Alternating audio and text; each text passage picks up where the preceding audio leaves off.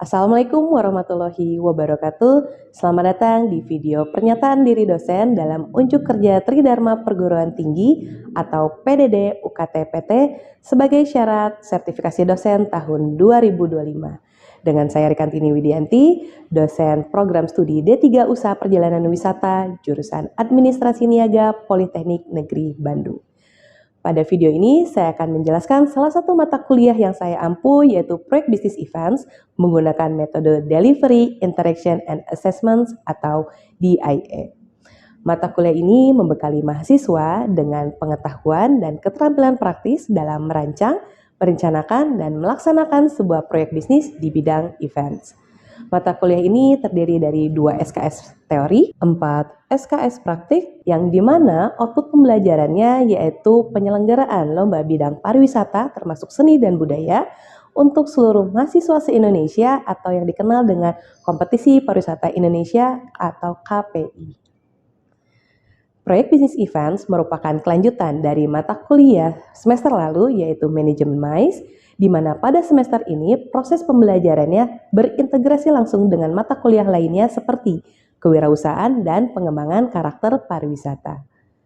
Output proyek ini berdampak besar pada pembentukan soft skill dan hard skill, mendukung salah satu profil lulusan yaitu sebagai pengelola events, di mana mampu mengorganisasikan sebuah event, baik pengelolaan hingga pelaksanaan berdasarkan prinsip sustainable tourism atau pariwisata berkelanjutan.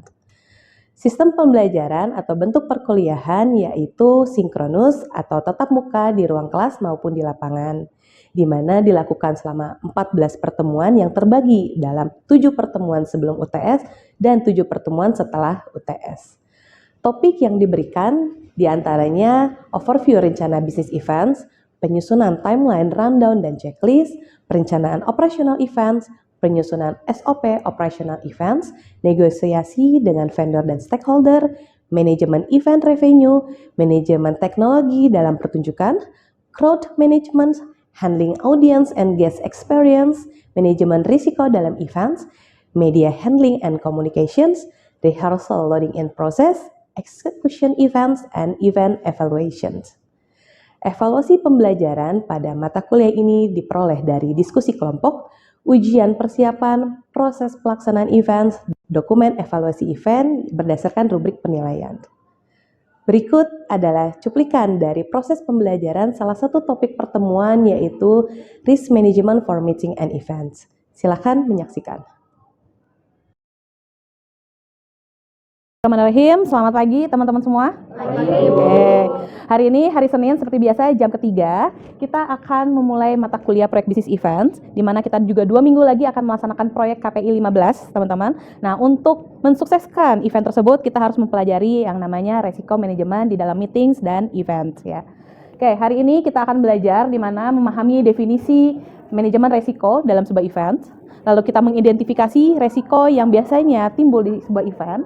Dan yang ketiga, kita harus bisa memitigasi jika ada resiko tersebut, apa yang harus kita lakukan. Ya. Oke, manajemen resiko ini terdiri dari ilmu manajemen dan juga role dari resiko itu tersendiri. Manajemen di mana ada perencanaan, pengorganisasian, pengarahan, dan pengendalian sumber daya dan kegiatan untuk mencapai tujuan, ya teman-teman, dan sasaran yang akan dicapai.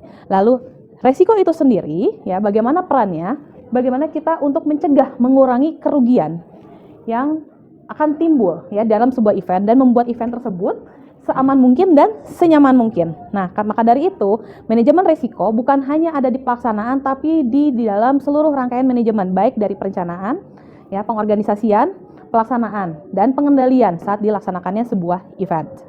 Oke, kita coba ya identifikasi resiko event. Nah, ini ada beberapa contoh dan setiap event memiliki karakteristik resikonya masing-masing tergantung dari kegiatan event itu tersendiri. Nah, coba refleksikan ketika identifikasi ini, 7 inilah kira-kira yang saya akan ambil ke dalam eventnya kalian KPI, ya, Kompetisi Pariwisata Indonesia. Di sana terdapat banyak lomba, banyak orang dari berbagai daerah, ya. Oke, dan kira-kira apa nih resikonya? Coba yang pertama aktivitas, siapa yang mau coba? Ibu, kalau dari aku mungkin dari resiko dari aktivitas itu bisa dari rundown yang telat atau misalnya dari aktivitas si pengunjungnya itu terlalu padat gitu. Oke, baik, aktivitas seperti itu. Baik, infrastruktur dan suppliers. Ada yang mau coba 2 sekaligus? Oke. Ibu, saya mau jawab untuk infrastruktur sendiri mungkin dari venue ya Ibu, kayak untuk venue-nya sendiri mungkin tidak memenuhi kapasitas dari pengunjung yang akan datang di event kita kayak KPI. Kalau misalnya untuk supplier itu kayak kebutuhan ruangan, kita kan KPI itu suatu kompetisi. Mungkin ada ruangan yang harusnya dipakai tapi tidak jadi bisa dipakai. Itu juga salah satu resiko supplier dari event kita sendiri mungkin satu. Ini ya tadi yang kalian coba bahas bagaimana adanya identifikasi sumber resiko berdasarkan kira-kira 7 ruang lingkup yang dari identifikasi. Nah, yang pertama, aktivitas kalau misalnya di KPI ada lomba ini ya, lomba masak ya teman-teman ya. Nah, lomba masak ini hasil akhirnya bisa membuat aktivitas memasak seperti gas, pisau api, orang bisa terluka atau kebakaran ya. Nah, itu yang bisa terjadi. Atau aktivitas outdoor kalau misalnya kalian ada kompetisi yang berkaitan dengan event, sport ya, itu teman-teman. Lalu tadi betul latar belakang pengunjung yang beragam membuat orang itu mempunyai behavior untuk mengantri yang berbeda-beda. Ya, sekarang tuh lagi agak krisis nih cara orang mengantri ya. Ada yang paham bagaimana baiknya, ada yang masih gersak-gerusuk nih gitu teman-teman ya. Lalu ada jumlah pengunjung dalam satu waktu. Kita nggak pernah tahu mereka nggak janjian jam berapa datangnya. Pokoknya acaranya jam segitu dia datang. Nah, dalam satu waktu kira-kira kecepatan registrasi bisa berapa banyak ya dalam satu waktu? Bisa cepat nggak?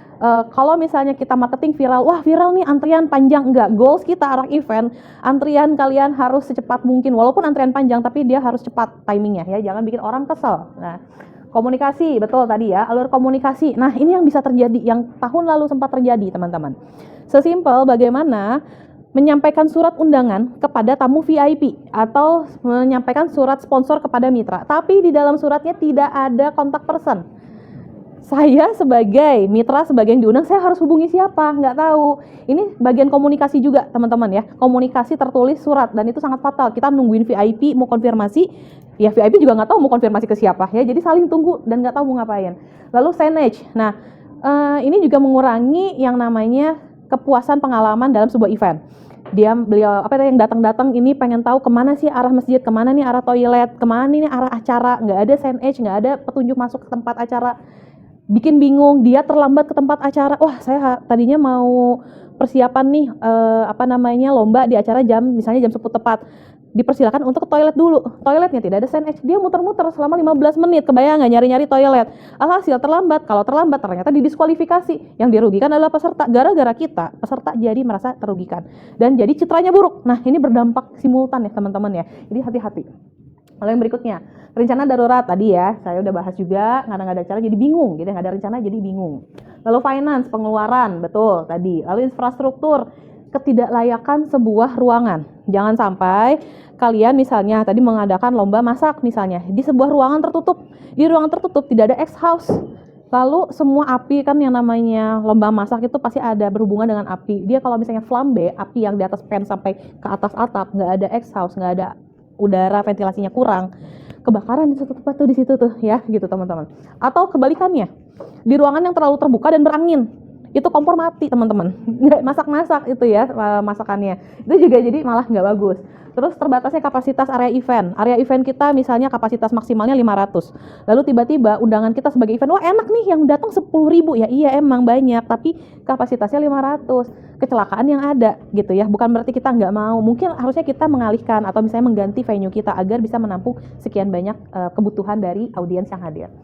Suppliers, nah ini yang paling sering terjadi teman-teman. Suppliersnya misalnya datang atau misalnya tidak bisa memenuhi sesuai dengan tenggat waktu, atau memenuhi tenggat waktu tapi barangnya rusak atau barangnya tidak sesuai dengan spek. Datangnya harusnya warna emas malah jadi warna merah, datangnya harusnya ukurannya 20 cm malah datangnya 15 cm.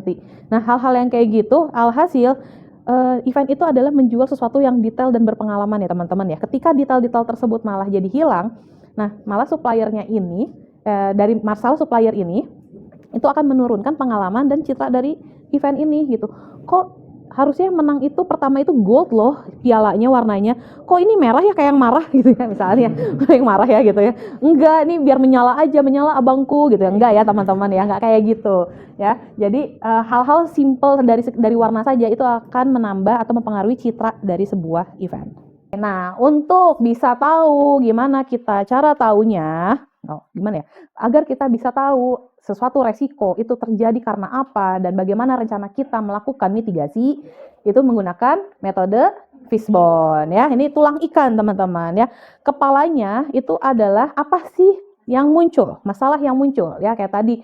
Kok bisa sih sebuah event misalnya ada terjadi suatu kecelakaan. Misalnya eventnya event sepak bola yang kita kenal dulu ada di Kanjuruhan ya, sepak bola, atau konser musik yang mungkin konser musiknya bikin kerusuhan atau sesuatu yang lainnya gitu ya. Nah, hal-hal itu pasti biasa terjadi dari people, method, environment, material, equipment, dan machine ya biasanya. Nggak harus semuanya ada, teman-teman, itu semua tergantung balik lagi ke dalam jenis event yang kalian gunakan. Kalau memang di dalam event tersebut berhubungan dengan hal-hal yang mesin-mesin, mungkin berarti itu masuk ya. Kalau nggak ada, ya berarti itu bisa dihilangkan. Oke, kita contoh ya. Kira-kira dalam sebuah event, kita kasih sampel eventnya event konser. Dalam event konser terjadi sebuah kecelakaan terhadap pengunjung. Nah, kira-kira dari sudut pandang orang, pengunjung ya, orangnya, apa sih penyebab orang tersebut bisa jadi kerusakan di bagian orang nih ya, jangan dulu ke bagian yang material. Kira-kira apa sih kesalahannya? Oke, atau penyebabnya ya? Siapa yang mau coba? Saya Bu. Kalau dari sisi people itu sebenarnya bisa datang dari sisi petugasnya atau dari pengunjungnya. Nah, kalau dari pengunjungnya sendiri itu bisa aja karena pengunjungnya ceroboh, nggak dengerin instruksi, nggak baca do and don'ts-nya, dan juga misalnya berdesak-desakan kayak gitu. Nah, kalau misalkan dari sisi panitianya, dari people itu, panitianya juga nggak di briefing sama panitia yang lainnya atau tidak memahami yang udah di briefing. Terus kurangnya panitia misalnya kayak misalkan ada yang jatuh tapi petugas medisnya tuh nggak banyak gitu, cuma beberapa, jadi kan itu juga ngaruh gitu ke kecelakaan tersebut. Terima kasih Nurul, betul ya. Untuk yang people tadi ada dua sisi, baik dari pengunjung maupun dari pihak panitianya. Nah, ini yang bisa kejadian ketika adanya kecelakaan pengunjung selama event. Penyebabnya ya, kalau tadi kata SDM betul, pengunjung tidak mematuhi do and don'ts-nya, tidak baca ya, sehingga akhirnya berbuat sesuatu hal yang merugikan dirinya sendiri. Ada petugas yang tidak cukup terlatih ya, ataupun adanya penumpukan massa juga bisa terjadi. Jadi overload tadi, kapasitasnya over sehingga teman-teman panitia itu kewalahan tidak bisa menghandle dari SDM tersebut. Jadi untuk lingkungan, nah di lingkungan cuaca yang buruk, licin, area yang terlalu padat, ventilasi tadi kalau kasusnya memasak ya, terus ada penerangan kurang di malam hari. Nah kalau konser bisa jadi misalnya konsernya indoor. Nah kalau yang ventilasinya kan kadang suka ada ya tempat untuk konser di dalam indoor. Kebanyakan over capacity, rebutan oksigen di dalamnya sehingga mungkin orangnya pingsan atau mudah kehilangan kesadaran. Lalu yang berikutnya adalah penerangan yang kurang di malam hari, udah licin, terus menginjak sesuatu yang bukan harusnya diinjak ya, jalannya atau apanya sehingga terjadinya kecelakaan. Dan yang berikutnya tadi peralatan ya, kalau saya ambil ceritanya peralatan. Nah tadi yang kita bahas di awal, ketika ada suatu area yang berbahaya, kurang pencahayaan, kurang signage di dalamnya, lalu kurang apa lagi? Sistem suara speaker ya yang roboh itu juga bisa loh dalam konser. Kan biasanya konsernya bersemangat tuh ya, loncat-loncat di dalam panggung, di atas panggung gitu ya teman-teman ya, loncat-loncat, lalu speakernya jatuh, terus kena gitarisnya atau kena vokalisnya atau kena pengunjung ya gitu, dan jarak pengunjung ke stage itu nggak diatur dengan barikade ya, nah itu udah langsung kena tuh pasti itu. Terus adanya lagi apalagi tuh sama pencahayaan, ini sama ya teman-teman ya. Lalu yang berikutnya adalah proses. Nah yang proses itu prosedur evakuasinya kurang jelas. Tadi kalau misalnya kaitannya belum adanya rencana mitigasi ya. Ada sistem antrian yang tidak tertata ya. Mungkin akhirnya mereka rebut-rebutan. Saya dulu, kamu kenapa ya? Bisa jadi dari yang namanya padatan, bisa jadi kericuhan di dalamnya. Bisa jadi malah kecelakaannya tuh bukan karena mengantrinya, tapi malah jadi karena emosinya juga itu bisa terjadi gitu ya. Adu jotos di situ. Tidak melakukan pemeriksaan keselamatan sebelum acara. Nah, udah tahu punya gangguan asma, udah tahu punya gangguan jantung misalnya. Apalagi kalau eventnya berbau sport. Nah, itu nggak mungkin kalau nggak dites dulu. Nanti kalau misalnya ada yang pingsan, ada yang itu, nanti kalian yang kena gitu ya teman-teman. Ini kecelakaan pengunjung selama event ya. Nah, teman-teman, setelah ini kalau kamu sudah bisa melakukan yang namanya analisis identifikasi resiko, nah sekarang kan gimana nih cara mitigasinya? Saya udah tahu nih pokoknya kemungkinan besar karena akibat-akibatnya seperti ini. Oke, yang bisa kita lakukan ketika ingin membuat rencana resiko ini. Kalian prioritaskan mana resiko yang bisa kalian handle sendiri sama yang tidak bisa kalian handle sendiri. Mana resiko yang sifatnya besar sama mana yang sifat resikonya rendah. Setelah sudah mengelompokkan tersebut, maka kalian memutuskan rencana resiko tersebut itu bisa dibagaimanakan. Apakah dihindari? Yang pertama, yang paling kalau resikonya besar, itu tolong dihindari. Nggak bisa tuh pakai kuasa kalian tuh nggak bisa. Misal, ada konser musik di outdoor, lalu ternyata di minggu tersebut lagi curah hujan tinggi, lagi curah badai tinggi, ada angin puting beliung atau lagi ada tornado ya. Terus kalian memaksakan mengadakan konser, pokoknya karena saya sudah membuat tanggal tersebut, tanggalnya cantik gitu ya, tanggalnya pokoknya udah paling oke gitu, dan sudah pesan dan lain-lain ya. Tapi udah tahu di situ lagi ada yang namanya bencana alam misalnya gitu ya, ada kemungkinan BMKG ada bencana alam. Nah, kamu mengambil resiko tersebut, wah itu berbahaya sekali, baik bagi pengunjung, buat kalian, dan mungkin bahkan kalau kalian konsernya mengundang bintang tamu luar negeri, itu enggan datang gitu, nggak mau datang karena kalau ini lagi berbahaya nih di sana gitu. Kalau nggak bisa, tinggalkan dan mati waktu tersebut, ditinggalkan, atau mungkin pindah areanya, jangan di outdoor ya, tinggalkan. Ganti areanya indoor. Ya bagus-bagus sebenarnya adalah ganti tanggal, karena kan mungkin seminggu itu juga lagi curah tinggi, curah hujan tinggi, lagi badai. Kesian pengunjung juga kalau datang ke acara tersebut ya gitu. Bisa banjir, bisa dan yang lainnya. Lalu rencana yang berikutnya adalah mengurangi resiko ya, mengambil tindakan untuk menurunkan kemungkinan atau dampaknya. Tadi ayo kurangi resiko, tadi ada suatu area tempat yang dimana di situ ada lubang ya, atau di situ ada sumur yang tidak terawat, yang rata dengan tanah. Ayo kurangi resiko tersebut dengan apa gitu ya, entah kalian menutupnya dengan benda atau permukaan yang lebih kokoh, atau kalian bikin polis line, pokoknya jangan sampai ada yang ke situ ya, ditumpuk dan yang lainnya. Intinya jangan sampai itu memberikan resiko untuk keselamatan bagi pengunjung ya. Ada juga yang mengurangi resikonya dengan meng-hire orang yang profesional. Kalian misalnya menambah SDM, misalnya security-nya ditambahin gitu ya, orang-orang security-nya, atau kalian menambah lagi orang agar misalnya yang melakukan pengecekan barang. Kan di dalam konser biasanya ngecek nih, jangan ada bawa narkoba, benda tajam dan yang lainnya.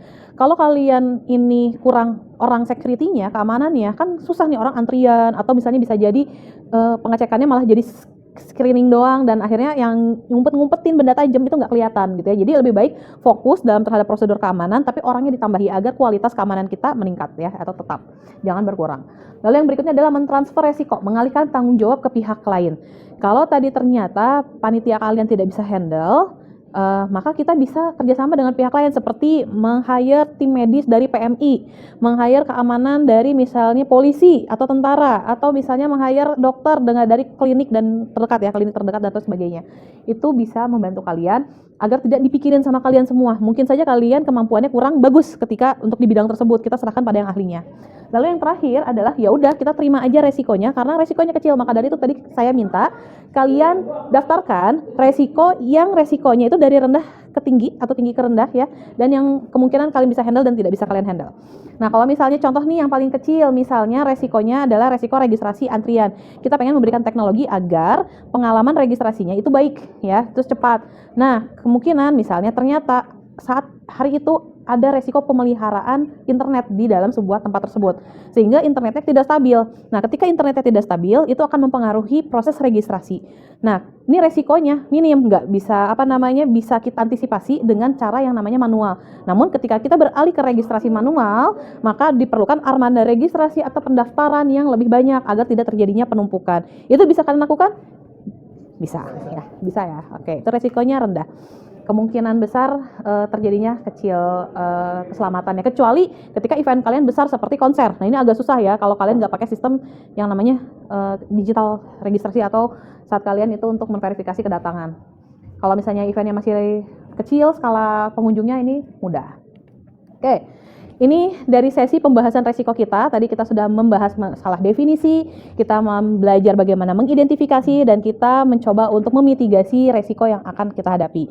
2 minggu lagi event KPI kita. Ya, saya harap kalian semua bisa melakukan perencanaan resiko dengan baik agar mengurangi tadi hal-hal yang tidak kita inginkan, dan kita berharap event ini berjalan dengan sukses ya teman-teman ya. Oke. Di akhir ini, dari penjelasan tadi, ada yang ingin memberikan tanggapan atau menambah tadi menambah pesan lah gitu ya, atau ada yang ingin bertanya? Silakan. Yazid. Ya. Jadi Bu, tadi pada saat bagian cara membuat rencana mitigasi risiko, ada bagian menghindari risiko yang sudah disebutkan bahwa mungkin ada beberapa kejadian yang tidak bisa kita prediksi, atau sebelumnya sudah bisa diprediksi namun terjadi secara tiba-tiba, seperti adanya bencana alam yang terjadi secara tiba-tiba gitu. Pada saat event tersebut dijalankan secara outdoor, otomatis para penyelenggara, pihak penyelenggara harus memutuskan apa yang harus diputuskan, misalnya membatalkan event tersebut. Nah, pada saat dibatalkan event tersebut, maka kita harus berkomunikasi dengan para vendor yang sudah terlibat. Nah, cara berkomunikasi dengan para vendor tersebut untuk mungkin bisa dipindahkan ke hari lain atau di tanggal lain itu seperti apa ya Bu? Oke, pertanyaan yang bagus ya. Wah, ini udah running nih, tadi pagi itu cuacanya cerah, acaranya mulai misalnya jam 1, tiba-tiba badai, tiba-tiba pokoknya gede lah gitu ya, si curah hujannya. Nah ini sebenarnya terjadi loh di konser-konser yang besar yang terutama outdoor, yang misalnya mungkin skalanya internasional itu juga pernah terjadi. Nah yang dilakukan adalah tentu yang namanya vendor, terutama nih vendornya yang berkaitan dengan alat-alat elektronik. Tentunya mereka ingin alatnya selamat dari yang namanya hujan ya, badai ya. Dia pengennya selamat lah pokoknya. Tentu saja itu harus ditunda, ya pasti ditunda. Nah penundaan tersebut itu pasti entah tundaannya sejam, 2 jam, atau bahkan pindah hari, mungkin saja tergantung dari curah hujannya ya. Kalau curah hujannya badai yang besar seperti kayak di Jepang mungkin, di Cina, di Amerika, ya itu bisa bahkan sampai pindah harinya agak jauh ya gitu. Tapi kalau di Indonesia biasanya, terutama di Bandung lah ya, badainya itu nggak sebesar itu. Belum pernah terjadi yang sampai delay-nya itu sepanjang hari ya gitu. Biasanya delay ke 3 jam sampai 6 jam. Tentu saja itu nanti kita harus tahu dulu nih, memahami dulu berapa lama kemungkinan kita harus menanggung resiko penundaan. Jadi ada tim yang bisa membaca misalnya ramalan cuaca menggunakan BMKG, dan satu sisi lagi tadi betul kata Yazid, harus ada yang berkomunikasi dengan vendor dan juga calon pengunjung ya. Nah ini kekuatan dari tim operasional yang berhubungan dengan vendor dan juga tim yang berhubungan dengan markop PR terhadap pengunjung, karena yang paling berat menurut saya adalah bagaimana berkomunikasi dengan pengunjung. Mereka lagi on the way menuju konser, apalagi kalau misalnya artisnya artis ternama, itu mereka udah datang 3 jam sebelum, bahkan mungkin dari pagi dia udah standby ya untuk ngantri, karena dia nggak mau antriannya yang lagi tinggi. Nah yang pertama adalah melakukan pengumuman darurat melalui apapun itu media yang kalian punya gitu ya, bahwa adanya penundaan, bahwa adanya untuk keselamatannya. Seperti kalian kalau lagi mau terbang pesawat, kan nggak mungkin ya tiba-tiba badai terus pilotnya memaksakan untuk berangkat, ya kan nggak mungkin, walaupun kalian passenger udah di dalam pesawat, pasti disuruh turun lagi. Nah itu yang kita bisa lakukan juga, relokasi sementara para pengunjung untuk berada di area-area yang itu bisa melakukan berteduh lah atau melakukan pengamanan lah. Nah itu yang memang kalau kita lihat kalau di dalam event-event yang ada di Indonesia perlu adanya mitigasi. Ketika kita bikin outdoor, kita harus mikirin kira-kira kalau terjadi sesuatu saya akan pindahkan kemana indoornya. Itu teman-teman ya. Biasanya ini kalau yang skalanya kecil mudah tuh biasanya wedding yang paling gampang kalian aplikasiin. Wedding biasanya pengen outdoor, nanti tiba-tiba kalau misalnya hujan gimana? Oh karena misalnya area weddingnya ada di sebagian yang gazebo, jadi mungkin para tamu yang tadinya ada di outdoor bisa diamankan di area gazebo misalnya, atau di area yang mungkin semi indoor lah kayak gitu teman-teman. Begitu juga konser, memang cukup beresiko di tempat negara-negara yang punya curah hujan tinggi. Maka dari itu jangan sampai mengandalkan yang namanya udah pasti cerah seharian gitu. Jangan pernah mengandalkan, jangan pernah percaya ya teman-teman ya. Karena kita harus punya mitigasi tersebut. Itu pengunjung tadi menginformasikan kepada di semua jejaring informasi ya, agar pengunjungnya lagi on the way datang ke dalam lokasi itu bisa untuk melakukan mitigasi juga di tempatnya masing-masing, entah dia mau putar balik, dia mau stay dulu rest area atau dimanapun itu. Nah kita tinggal mengamankan pengunjung yang sudah datang. Nah ya, yang sudah datang ini harus diamankan oleh banyak kru. Nah akan muncullah atau turunlah kru-kru yang tadi operasional, bagian keamanan misalnya, yang untuk mengatasi mitigasi tersebut gitu ya. Oke baik pengunjung, silakan ke arah sini untuk berteduhnya. Nah diharapkan kalian sebelum membuat event, menentukan venue, pastikan venue tersebut tidak rely on sama area yang 100% terbuka. Harus memiliki minimal 50% atau 30% tertutup.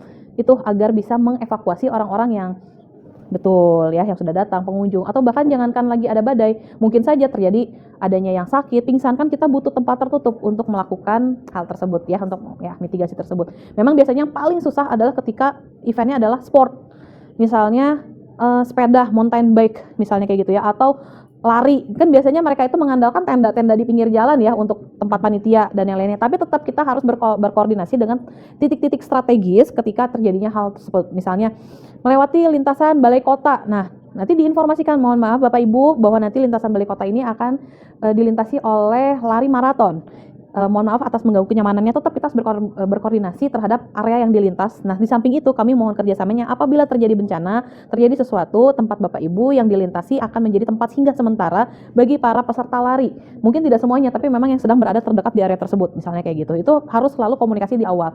Maka dari itu, mitigasi rencana yang matang itu penting agar kita bisa berkomunikasi dengan cepat, dan orang yang kita ajak komunikasi itu, oh saya udah tahu, oh saya udah mau bekerja sama, oh saya harus mengapain seperti ini, gitu ya teman-teman. Kalau misalnya kalian nggak tahu nih, mau tadi rencananya nggak jelas, terus ke siapa stakeholdernya kita harus melakukan kerjasama untuk mitigasi ini, ya yang ada nanti kalian bisa aja ditolak, apaan nih kok nggak pernah komunikasi. Nah itu yang berbahaya. Ke kalian citranya jelek, masalahnya yang lebih penting adalah keselamatan pengunjung yang terancam, itu ya teman-teman.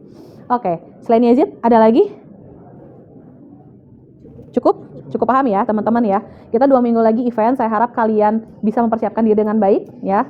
Oke, next agenda adalah membuat rencana mitigasi resiko masing-masing divisi. Tolong komunikasi karena pasti satu masalah ini nggak mungkin diselesaikan oleh satu divisi seperti tadi ya, bisa berkaitan dengan berbagai divisi.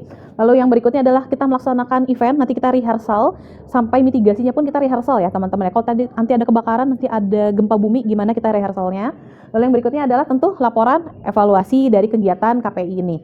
Dan kegiatan ini tentunya tadi saya bilang tidak lepas dari yang namanya resiko-resiko yang ada, baik yang resiko secara administratif maupun yang mungkin sifatnya fisik ya teman-teman. Jadi nanti tolong saya pengen juga teman-teman mengevaluasi apa sih yang terjadi, terus apa sih penyebabnya, terus solusi yang kalian lakukan di lapangan itu seperti apa ya. Itu selain tadi dari rencana. Oke, sekian mata kuliah kita hari ini di hari Senin teman-teman. Terima kasih, semoga kita berjalan lancar semuanya. Oke ya, dan tetap kompak, tetap fokus ya, dan tetap memberikan yang terbaik untuk tamu-tamu kita di event kita ya. Baik, kalau gitu saya tutup pertemuan hari ini. Wabillahi taufiq wal hidayah. Assalamualaikum warahmatullahi wabarakatuh. Oke, untuk yang ada di auditorium tolong standby kamera 3, kamera 4, kita akan cek 30 menit lagi kita akan mulai. Kondisikan ruangan di sana. Bumper naik. Oke ya, ruangan multimedia, kamera 1, kamera 2 ready. Sebentar lagi kita akan mulai. Talent ready ya. Oke, kamera 1 on, semua mulai. Action.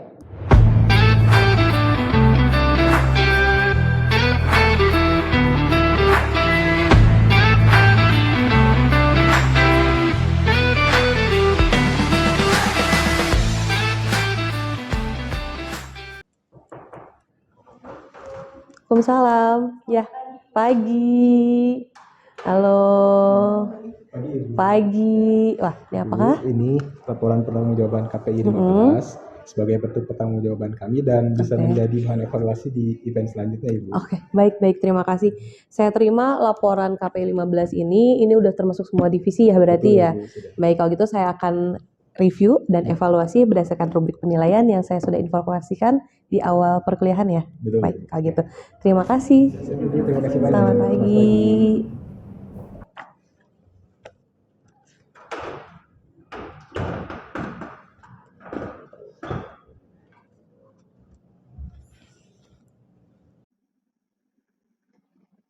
Berikut adalah penilaian dari mata kuliah proyek bisnis event, di mana sebagian besar nilai diambil dari proses pelaksanaan proyek, yaitu event kompetisi pariwisata Indonesia. Nilai UTS berdasarkan ujian tertulis, nilai UAS berdasarkan laporan dokumen evaluasi, nilai partisipatif berdasarkan pelaksanaan events, nilai PBL berdasarkan kemampuan problem solving selama proyek berlangsung. Berikut adalah rentang penilaian. Untuk mendapatkan nilai A, mahasiswa harus memperoleh nilai 80 hingga 100, sedangkan mahasiswa yang mendapatkan nilai rentang 75 hingga 79,9 berada pada AB, 70,74,9 berada pada rentang B, 65 hingga 69,9 mendapatkan pada nilai BC, dan juga berikutnya. Demikian deskripsi singkat pembelajaran proyek bisnis event dan cuplikan proses pembelajarannya. Semoga dapat menjadi gambaran atas kinerja selama menjadi dosen di D3 Usaha Perjalanan Wisata jurusan Administrasi Niaga Politeknik Negeri Bandung. Saya juga ucapkan terima kasih kepada tim penilai program sertifikasi dosen Politeknik Negeri Bandung, rekan sejawat dosen, dan mahasiswa usaha perjalanan wisata. Sekian, wassalamualaikum warahmatullahi wabarakatuh.